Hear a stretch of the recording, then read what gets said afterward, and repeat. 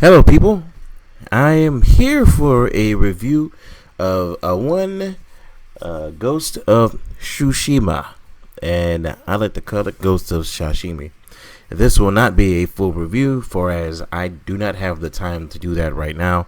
I would have did a full-fledged ultimate review like I usually do, but I'll get back into that one a little later when it comes to my reviews. Right now, I'm a little drained, and I'm good to be back.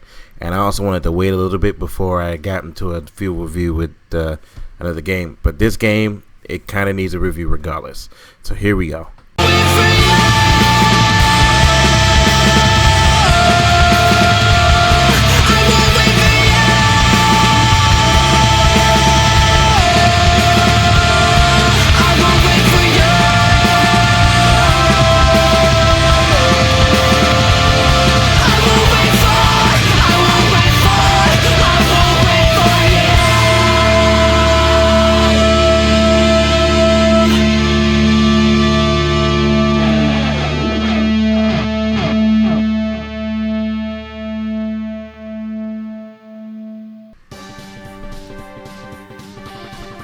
So Ghost of Tsushima. Ghost of Tsushima quite possibly is one of the best games I've played this year.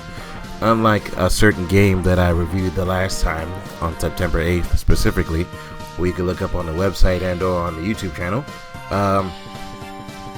called Avengers. It does everything that the Avengers does, but better, without the loot system too. It kind of doesn't pred on you or at all, and it makes a very much better game. Hell, let's start off with the graphics.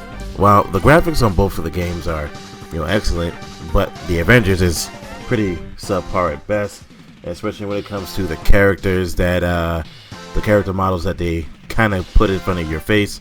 Ghost of Tsushima looks 110 times better. They look smoother. They look realistic. Hell, some of the characters just they look the part. They look their voice actor, which is really cool. Again, I don't know what they were doing with the Avengers, but that's what we got. But let me stop bashing on the Avengers. So the graphics can look downright jaw-dropping. It comes to certain points of the game, especially if you're just starting the game off and you're riding the fields or fighting off enemies, waves or whatever. The game could look damn right gorgeous. And mind you, I'm playing on the PlayStation Pro, so I know the game looks gorgeous. Moving on to music.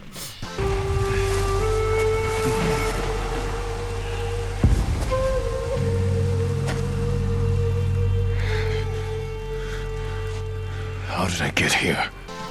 The music perfectly fits with this game 110%, considering it is a Japanese-inspired game. There's no heavy metal, there's no hard rock, there's no dubstep. It's just straight Japanese instruments and Japanese themes. The freaking Japanese mode in this game, like everything in this game, exudes a Japanese culture. Hence why I said people who say that they're taking from other cultures, it's fucking weird. But no, that's not what's happening. They legit are respecting the culture and everything. The story of this game, it's really good.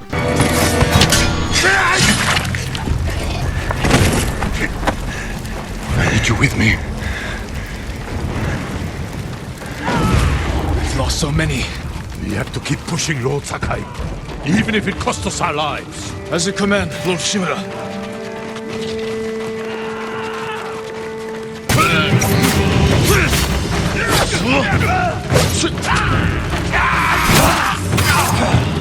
It's not a perfect story, but it is really good. It does have a good measurement of twists and turns and some things that will probably catch all of you off guard, but I guarantee you'll be emotionally invested when it comes to the twist that I am talking about and certain things happening in this game. It literally draws you in and has a very valid point to make, especially when it comes to Japanese culture from back in that time period. And I do not hate it for it. I genuinely had fun playing this game or the story from beginning to end. Mind you, this is also a game that I platinumed and love the fact that I platinumed it. Moving on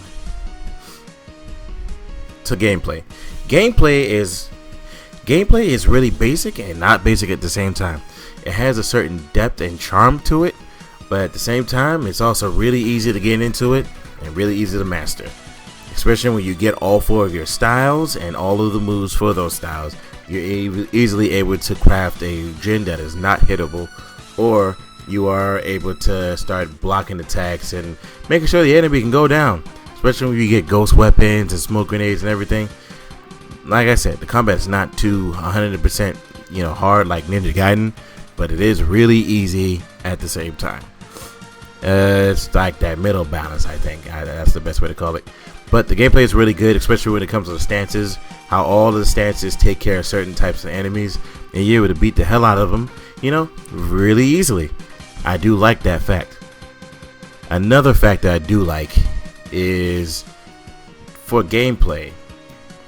You can put the game in Kurosawa mode, I think I'm saying that right, where it's this very old Japanese filmmaker who filmed his movies, especially samurai movies, in black and white, and you can play just like that, and it looks fucking gorgeous. The game still plays very well, and for all you purists out there, you can put it on the hardest difficulty, which is like a realistic mode where everything can realistically kill you. Like if somebody freaking smacks you with a sword in the face, you'll die. So to sum up this game is quite possibly game of the year. And the funny thing is, it only got there are like 2 to 3 more games that are coming out this year. But just know, Ghost of Tsushima is a part of my top 5 already. Like it is already up there. So that being said, guys, if I was to give this game a rating, it's a solid buy, especially with the multiplayer that just came out.